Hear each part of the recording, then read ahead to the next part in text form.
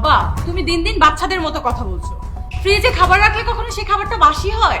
তাহলে মানুষ ফ্রিজ কেন ইউজ করে? ফ্রিজে খাবার রাখে ভালো থাকার জন্য, যাতে নষ্ট না হয়।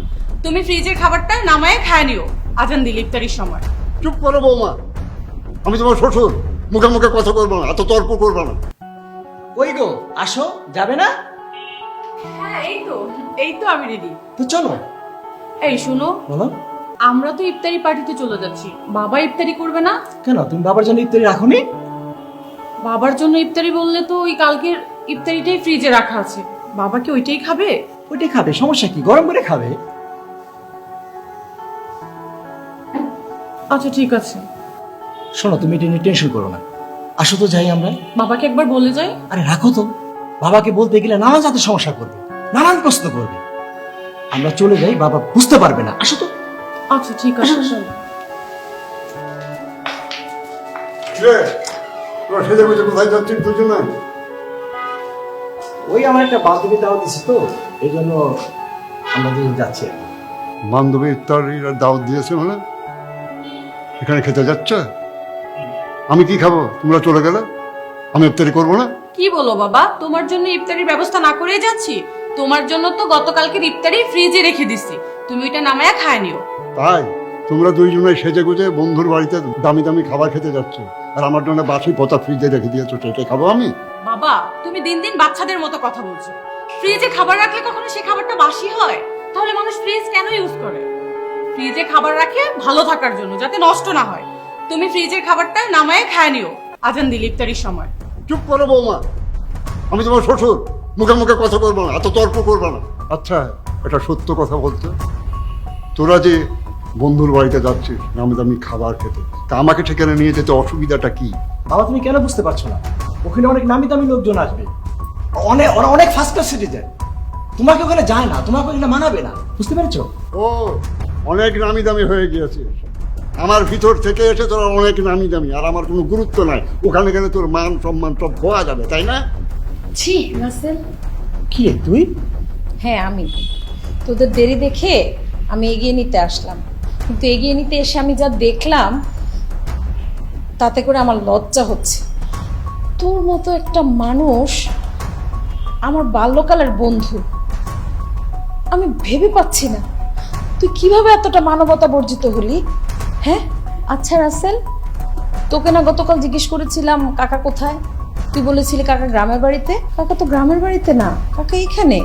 শোন রাসেল, তুই আমার বাল্যকালের বন্ধু, কত স্মৃতি আমাদের একসাথে, আর সেই বাল্যকালের বন্ধু হিসেবে অধিকার নিয়ে কিছু কথা বলি।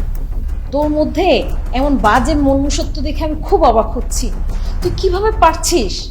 হ্যাঁ এই আমাদের মধ্যে কি কথা হয়েছিল রে? হ্যাঁ, আমাদের সব ফ্যামিলি মেম্বার সহ আমরা একসাথে হব, একসাথে একটা সুন্দর সময় কাটাবো, আর সেখানে তুই কাকা যেহেতু এসেই পড়েছে, তো তারও খুশির কথা।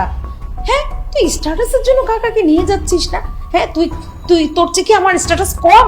হ্যাঁ, আমার টাকা পয়সা এটা সেটা কোনটা কম আছে? কিন্তু আমি কোনোদিন টাকা পয়সার অহংকার তোদের মধ্যে দেখিয়েছি? বলতে পারবি যে কোনোদিন আমার টাকা আছে এই অহংকার আমি দেখিয়েছি? তুই কিভাবে কাকাকে তুই ইফতারিতে নিয়ে যেতে চাচ্ছিস না? হ্যাঁ, তোর তো উচিত ছিল সুন্দর করে কাকাকে সাজিয়ে গুছিয়ে আমাদের মধ্যে নিয়ে যাওয়ার, যাতে আমরা সব একসাথে সুন্দর করে ইফতার করতে পারি। আর সেখানে কাকাকে তুই রেখে, তা আবার বাসি পচা খাবার, ফ্রিজের খাবার একটা বয়স্ক মানুষকে দিয়ে, তোরা হাজবেন্ড ওয়াইফ, তাকে দিয়ে তোরা চলে যাচ্ছিস। তোর বউ কি সুন্দর করে বলছে, হ্যাঁ ফ্রিজে গতকালের খাবার রাখা আছে, সেটা দিয়ে আপনি ইফতার করবেন। এটা হয়?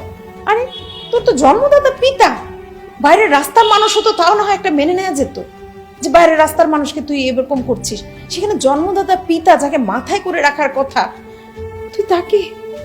তুই তাকে এরকম করে রেখে তুই একটা অনুষ্ঠানে যাচ্ছিস, জাঁকজমক অনুষ্ঠানে। না রাসেল, আল্লাহ না করুক কালকে যদি বাবা মারা যায়, তুই কি জবাব দিবি?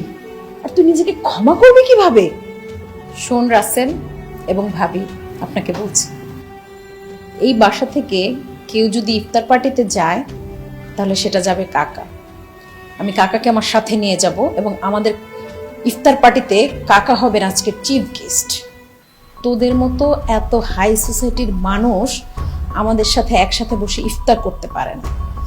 আমরা তাদের সাথে ইফতার করব একসাথে, যাদেরকে নিয়ে সমান মানবতা প্রতিষ্ঠা করা যায়। না মা, তুমি ওদেরকে নিয়ে যাও সাথে করে ইফতার পার্টিতে, আমি ওইখানে যাব না। না কাকা, আপনি আর এ বিষয়ে কথা বলবেন না। ওদের মধ্যে বিবেক, মনুষ্যত্ব, মানবতা বোধ কিছুই কাজ করছে না। যেদিন ওদের মধ্যে এই জিনিসগুলো কাজ করবে, ওদের বিবেক বোধ জাগ্রত হবে, সেদিন ওরা আমাদের সাথে অ্যাটেন্ড করবে। কাকা, ভাবি কিছু মনে করবেন না, কিছুদিন পরে আপনিও মা হবেন। তখন আপনার সন্তান এই আচরণটা যদি আপনার সাথে করে, কেমন লাগবে আপনার? আপনি কি কোনোদিন বৃদ্ধ হবেন না? এই জিনিসগুলো একটু ভাববেন।